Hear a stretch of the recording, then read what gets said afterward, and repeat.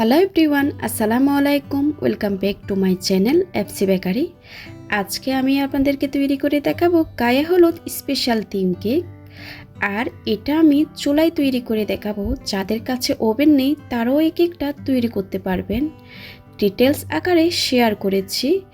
চলুন তাহলে রেসিপিটি দেখে নেওয়া যাক। প্রথমে আমরা কেকের বেসটা তৈরি করে নিব। এর জন্য একটা শুকনো বাটিতে 6টা ডিম নিয়ে নিলাম। আমি আজকে কুসুম আর সাদা অংশ আলাদা করি নাই। এর মধ্যে দিয়ে দিয়েছি চিনি, যেটা আমরা আস্ত দানা চিনি খাই। এবার একটা ইলেকট্রিক বিটারের সাহায্যে বিট করে নিব। আজকের এই কেকটা হচ্ছে 6 ডিমের একটা 3 পাউন্ডের কেক। আর এখানে আমি আস্ত দানা চিনিটা ব্যবহার করেছি 1 কাপ হয়ে আরও 1/4 কাপ পরিমাণ। আমি 1.5 কাপ চিনি ব্যবহার করব না। 1.5 কাপ চিনি দিলে আমার কাছে মনে হয় অতিরিক্ত মিষ্টি হয়ে যায়। আপনারা আপনাদের টেস্ট অনুযায়ী বুঝে চিনিটা দিবেন। আর আমি অল্প পরিমাণ চিনি দিয়ে বিট করার পর আবারও আমি চিনি দিয়ে দিচ্ছি। এভাবে করে আমি 3 থেকে 4 বার করে চিনিটা মিশাবো। এবার বাকি চিনিটা দিয়ে দিলাম। আবারও বিট করে নিব। শুরু থেকে শেষ পর্যন্ত বিটারের স্পিড থাকবে মিডিয়ামে। হাই স্পিডে যদি বিট করেন ডিমের ফোমটা তাড়াতাড়ি হয়ে যাবে, চিনিটা আস্ত থেকে যায়। আপনাদের সাথে কথা বলতে বলতে ডিমের ফোমটা হয়ে এসেছে। এবার দিয়ে দিলাম 1/4 কাপ পরিমাণ রান্নার সয়াবিন তেল। এবার দিয়ে দিচ্ছি ইমালশন, অরেঞ্জ ইমালশন 2 চা চামচ পরিমাণ দিলাম। আমি আজকে ফুড কালার দিব না। ইমালশনে কিন্তু কালার এসেন্স দুইটাই থাকে। এবার আমি সব কিছুকে একটু বিট করে মিশিয়ে নিচ্ছি। ওভার বিট কিন্তু করা যাবে না, ওভার বিট করলে ডিমের ফোমটা বসে যাবে। বিট করা হয়ে গেছে। এবার বিটারটা আমি সরিয়ে নিব। এখন শুকনো উপকরণগুলো দিয়ে দিব। এর জন্য একটা ছাঁকনি নিয়ে নিলাম। ছাঁকনিতে আমি প্রথমে 1 কাপ পরিমাণ ময়দা দিয়ে দিয়েছি। ময়দাটা খুব ভালোভাবে ছেলে নিচ্ছি। তারপর একটা হ্যান্ড হুইক্সের সাহায্যে আলতো হাতে ফোল্ড করে করে মিশিয়ে নিব। আপনারা যেরকম স্ক্রিনে দেখতে পাচ্ছেন আমি কিন্তু তাড়াহুড়া করছি না, খুব আলতো হাতে ফোল্ড করে করে শুকনো উপকরণগুলো মিশিয়ে নিচ্ছি। এবার আমি আরও 1/2 কাপ পরিমাণ ময়দা দিয়ে দিলাম। এই 6 ডিমের কেকের জন্য আমি টোটাল 1.5 কাপ পরিমাণ ময়দা ব্যবহার করব। আবারও শুকনো উপকরণগুলো আলতো হাতে মিশিয়ে নিচ্ছি। আর আমি শুকনো উপকরণগুলো একবারে না দিয়ে 2 থেকে 3 বার করে দিচ্ছি। এবার দিয়ে দিলাম কর্নফ্লাওয়ার। আমি এখানে 3 টেবিল চামচ কর্নফ্লাওয়ার দিয়েছি। 2 চা চামচ পরিমাণ বেকিং পাউডার দিয়ে দিলাম। 1/4 টিস্পুন পরিমাণ লবণ দিয়ে দিয়েছি। আপনারা অবশ্যই স্পঞ্জ কেকে কর্নফ্লাওয়ারটা ব্যবহার করার চেষ্টা করবেন। এতে করে কেকটা অনেক বেশি সফট আর স্পঞ্জি হবে। শুকনো উপকরণটা খুব ভালোভাবে আমি মিশিয়ে নিয়েছি। এবার একটা স্প্যাচুলার সাহায্যে আমি আরেকটু ভালোভাবে মিশিয়ে নিচ্ছি। মিশিয়ে নেওয়া হয়ে গেলে আমি 10 ইঞ্চি একটা মোল্ডে সম্পূর্ণ ব্যাটারটা ঢেলে একটু ট্যাপ করে নিয়েছি। এবার কেকটা বেক করার জন্য চুলায় চলে যাব।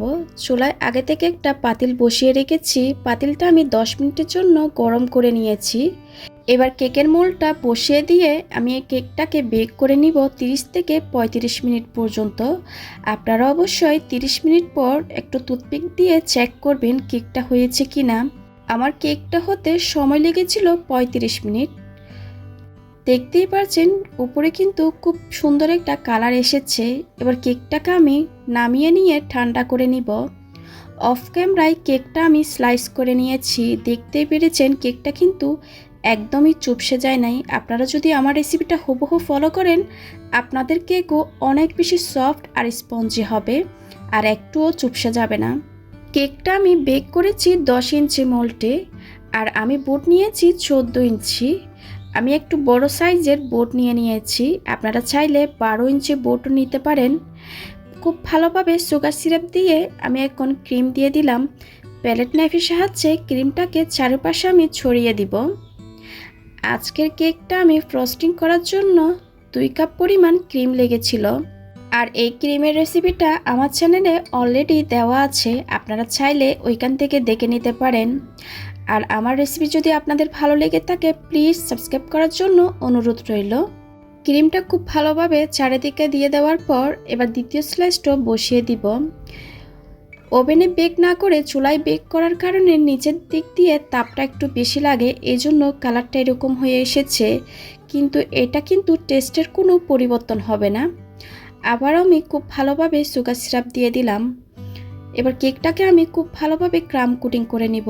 অবশ্যই কেকের ক্ষেত্রে কিন্তু ক্রাম কোটিংটা করা খুবই দরকার, এতে করে উপরে ক্রামগুলো উঠে আসবে না। কেকের সাইডে খুব ভালোভাবে ক্রিমটা দিয়ে দেওয়া হয়ে গেলে আমি উপরেও ক্রিম দিয়ে দিব। এবার বোর্ডটা ভালোভাবে মুছে আমি ফ্রিজে রেখে দিব কেকটা সেট হওয়ার জন্য। 1 ঘন্টার জন্য আমি ফ্রিজে রেখে দিব। আপনাদের হাতের কাছে যদি কম সময় থাকে আপনারা 10 থেকে 15 মিনিট পর্যন্ত রাখার চেষ্টা করবেন। 1 ঘন্টা পর ফ্রিজ থেকে বের করে আমি আবারও ক্রিম দিয়ে দিচ্ছি। এই পর্যায়ে আমি মোটা করে ক্রিম দিব, আপনারা যেরকম স্ক্রিনে দেখতে পাচ্ছেন। আমার চ্যানেলে অনেকগুলো কেকের রেসিপি আছে, আপনারা চাইলে ওইখান থেকে যে কোনো রেসিপি দেখতে পারেন। কেকের সাইডে খুব ভালোভাবে ক্রিম দেওয়া হয়ে গেলে উপরেও আমি ক্রিম দিয়ে দিচ্ছি। আপনারা যদি কিছু বুঝতে না পারেন সেটা আমাকে কমেন্ট সেকশনে গিয়ে কমেন্ট করতে পারেন, আমি অবশ্যই আপনাদের প্রশ্নের উত্তরগুলো দেওয়ার চেষ্টা করব। আপনাদের সাথে কথা বলতে বলতে আমি খুব ভালোভাবে ক্রিমটা দিয়ে দিয়েছি। এখন একটা প্যালেট নাইফের সাহায্যে ক্রিমগুলো আমি সমান করে দিচ্ছি। এবার কেকের সাইডে আমি একটা স্ক্রাবারের সাহায্যে স্মুথ একটা ফিনিশিং দিয়ে দিচ্ছি। কেকের সাইডে স্মুথ একটা ফিনিশিং চলে আসলে প্যালেট নাইফ দিয়ে আমি স্মুথ করে নিব। আর যতবার আমি প্যালেট নাইফ দিয়ে করব ততবার প্যালেট নাইফটা মুছে নিয়েছি। আগে থেকে আমি কিছু ফন্ডেন্ট টপার তৈরি করে রেখেছি। এবার কেকের উপর একে একে ফন্ডেন্ট টপারগুলো বসিয়ে দিচ্ছি। আর এই ফন্ডেন্ট টপারগুলো কিভাবে তৈরি করতে হয় অলরেডি আমার চ্যানেলে ভিডিওটা দেওয়া আছে, আপনারা চাইলে ওইখান থেকে দেখে নিতে পারেন। এবার কেকটাকে আরও সুন্দর দেখানোর জন্য আমি কিছু ফুল বসিয়ে দিচ্ছি। এরকম কাটার পাওয়া যায়, আমি ওইগুলা দিয়ে ফুলগুলা কেটেছিলাম। কেকটাকে আরও সুন্দর দেখানোর জন্য আমি কিছু সুগার বল দিয়ে দিচ্ছি। এরই মধ্যে কেকটা আমার কমপ্লিট হয়ে গেছে। মাশাআল্লাহ, কেকটা কিন্তু সামনাসামনি দেখতে অনেক বেশি সুন্দর লাগছে। আমি আশা করছি আমার আজকের এই রেসিপিটা আপনাদের ভালো লেগেছে। ভালো লাগলে প্লিজ আমার চ্যানেলটা সাবস্ক্রাইব করার জন্য অনুরোধ রইল। আর আপনাদের কোনো প্রশ্ন থাকলে কমেন্ট সেকশনে গিয়ে কমেন্ট করে জিজ্ঞেস করতে পারেন। আজকের ভিডিও দেখার জন্য সবাইকে অনেক ধন্যবাদ। সবাই খুব ভালো থাকবেন, সবাই সবার জন্য দোয়া করবেন। আল্লাহ হাফেজ।